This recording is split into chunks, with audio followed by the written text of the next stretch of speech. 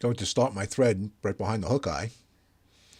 Holding the tag end, I'm going to take touching wraps to the bend of the hook, stopping just at the hook point. Snip off the tag end, take a piece of gold tinsel, one loose wrap, draw it back slowly, and take a few wraps down the bend of the hook and back up. Take some large open spirals to the hook eye, and then take your tinsel and wrap it up the bend of the hook with touching turns, trying not to catch it on the hook point.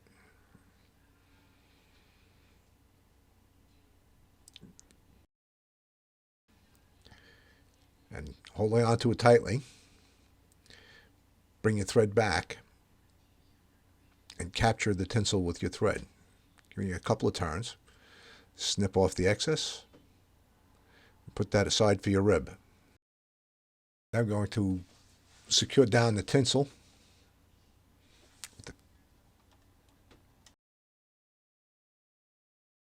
The golden pheasant tippet marks are already in line, so I'm going to trim them off with my scissors to keep them that way.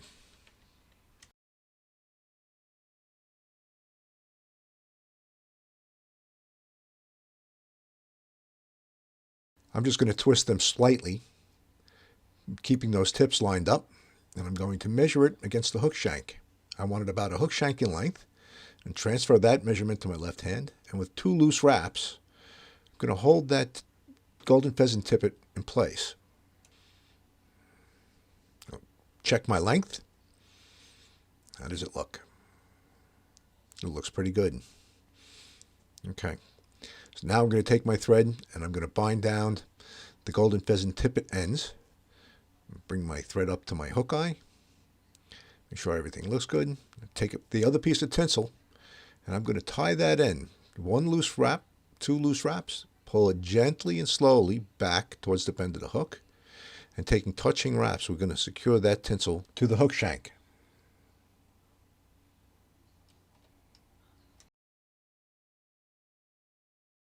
Now I'm going to wrap the tinsel around the hook shank once. And I'm going to bring it back and secure it in my material clip. Make sure everything looks good. I'm going to bring my thread back up to the hook eye.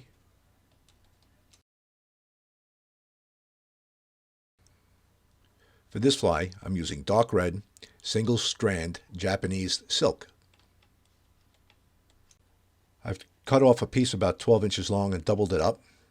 And I'm going to take that, and at about the midpoint, I'm going to capture it with my thread. And I'm going to take two wraps of thread, one in front and one behind, to hold the silk in place.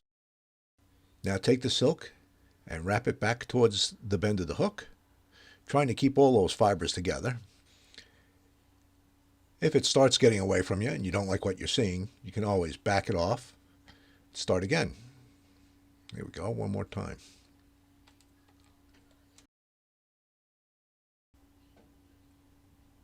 Well, we have a little straggler. Pull that tight.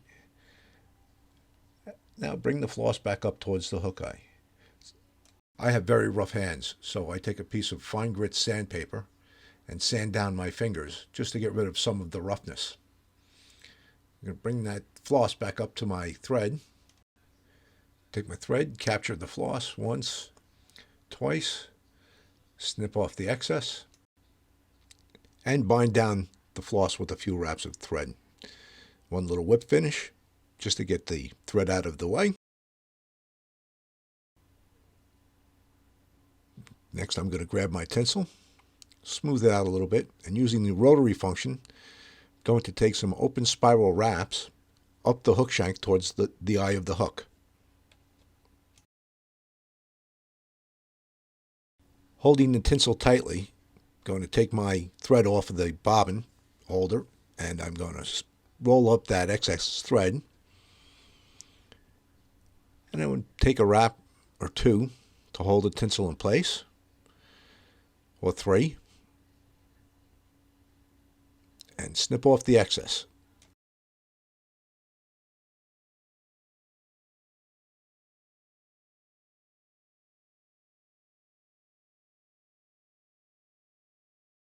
I've removed the tip of a schlappen feather, and I'm going to draw back some of the fibers and capture that feather with my thread. I'm just going to give it 1 or 2 loose wraps just to hold it in place. I'm going to slowly and gently pull that schlappen feather forward, all the while making some adjustments to make sure that the feather stays at the bottom of the hook shank. Keep adjusting your feather by pulling it forward gently, and stop when you're happy. That looks pretty good to me. Take 2 wraps of thread and then trim off the excess, trying not to cut your tying thread in the process.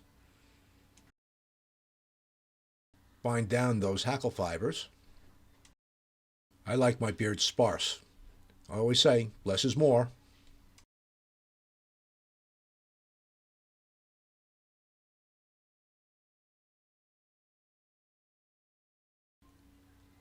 And give it a few turns of a whip finish and remove that thread. We're done with white.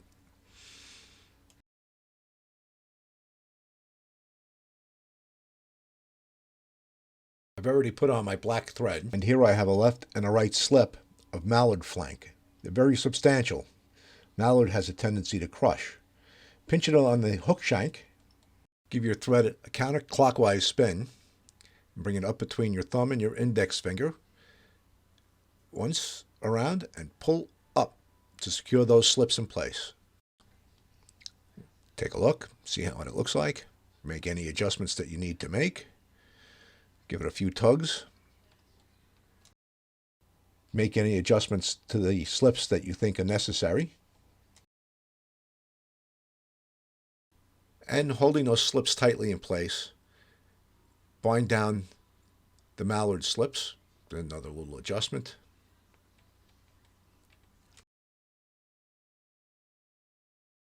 And then using the hook eye as a guide, snip off the tips. Take your tying thread and firmly bind down those mallard flanks.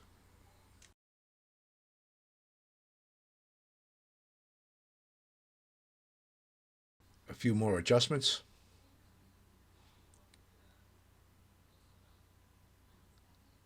A few more wraps of thread just to tidy it up. And to make a smooth head, give your thread a counterclockwise twist.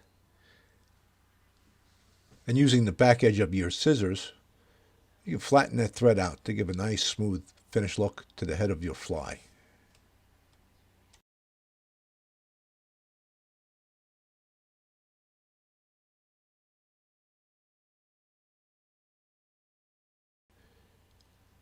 Take your whip finish tool and give it a few turns for a whip finish.